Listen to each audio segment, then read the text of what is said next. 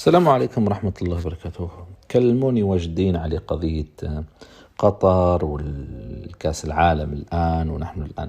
فأنا حبيت نبدأ بمقولة أبا عثمان الجاحظ قبل 1134 سنة، يعني كتب على البصرة والكوفة ونقل لنا تفاصيل التفاصيل. أنا لا يمكن في 5 دقائق أنك تنقل مجتمع كامل تبي تعطي عليه معلومة.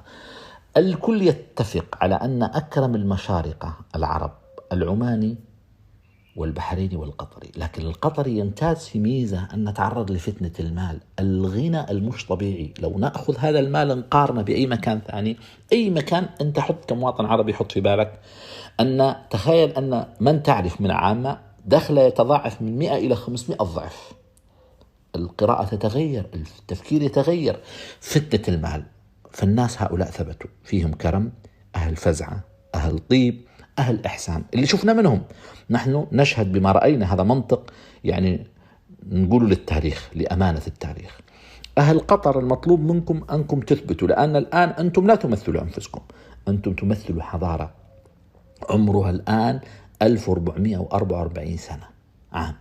هالحضارة العرب والمسلمون، أنتم الآن جايكم العالم كله قادم إلى هالبلد، قادم لهذا البلد يرى فيكم. أنا لا أتكلم على مباني وإعمار، وهذا كل العالم موجود فيه، لكن العالم، الحالات التي يراها العالم، الحالة النرويجية، اليابان، سويسرا، الشعوب في قيم. الحالة النرويجية معروفة عند علماء الاجتماع، اللي هي أن المجتمع إذا اغتنى يطغى في طغيان المال والتنمر.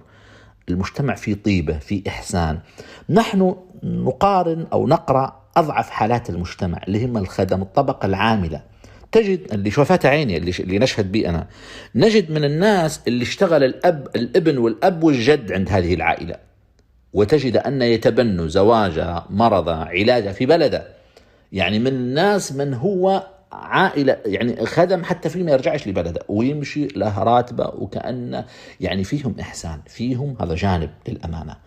العرب أمة تعتز أنها هي من أكرم الأرض.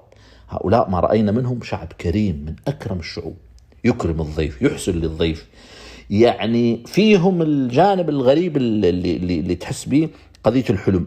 الناس فيهم وسعة بال وحلم مش طبيعي. طبعا الشاذ لا يقاس عليه، في كل مجتمع حالة شاذة، نحن نتكلم على عامة الناس. التواضع اللي باين. الأسر الحاكمة نموذج للمجتمعات، الأسر الحاكمة نموذج طبيعي.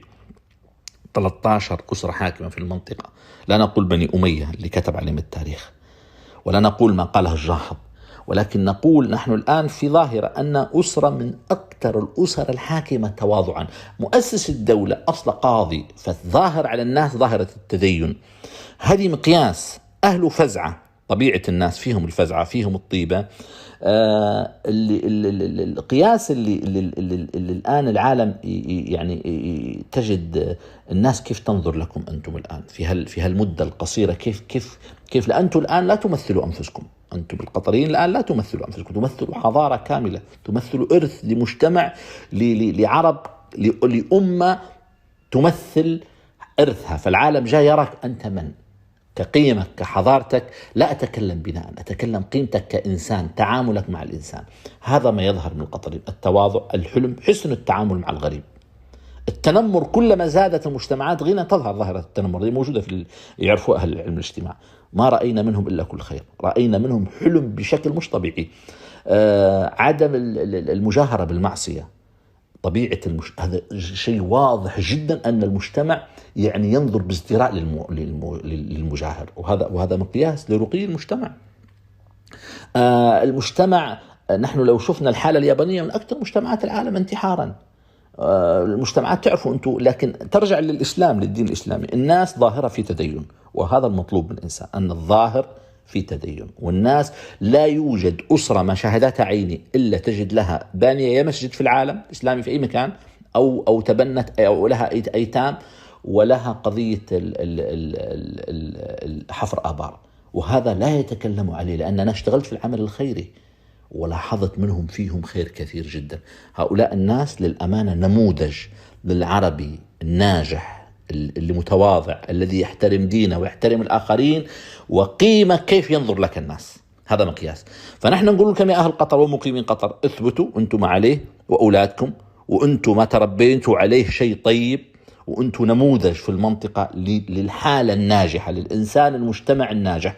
طبعا يرجع لعدة عوامل. الشعب جدا يهتم بالثراثة، يهتم بأدق التفاصيل، من أنظف شعوب المنطقة يهتموا جدا بالنظافة. أنا ما رأيت في المشرق وفي آسيا شعب جدا يهتم بالنظافة، النظافة الشخصية والنظافة العامة، يعني هذه جانب إيجابي. في إيجابيات كثيرة تحسب لهذا الشعب. فهذا المقياس اللي نحن بنقوله عليه. نحن لا يمكن أنك أنت تبي تجمع في ظاهرة اجتماعية لأنك تنقل لمجتمع في دقائق تبي توصل معلومة، يصير تجيك أفكار واجدة تمشي وتجي، وأنا ارتجالية الفكرة هي. ولكن هذا ما أنتم عليه أهل قطر، اثبتوا وزيدوا خير كذلك على ما أنتم عليه. أنتم الآن نموذج كيف يقرأ الناس. طبعا المجتمعات الحديثة كلما اغتنى المجتمع كلما زاد الإنسان إقراضا وزاد. طبعا هذه النقطة الكل يعرفها في علم الاجتماع. المجتمع في توازن كبير جدا بين الناس وبين حتى الدولة نفسها، يعني في تأصيل في النقطة هذه.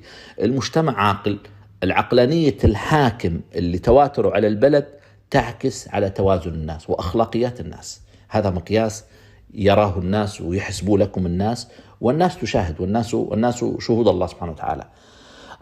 حفظ الله قطر، حفظ الله المجتمع العربي والإسلامي، وأنتم نموذج لهالزيارة وهالمهرجان الرياضي الكبير اللي العالم يقرأ من أنتم.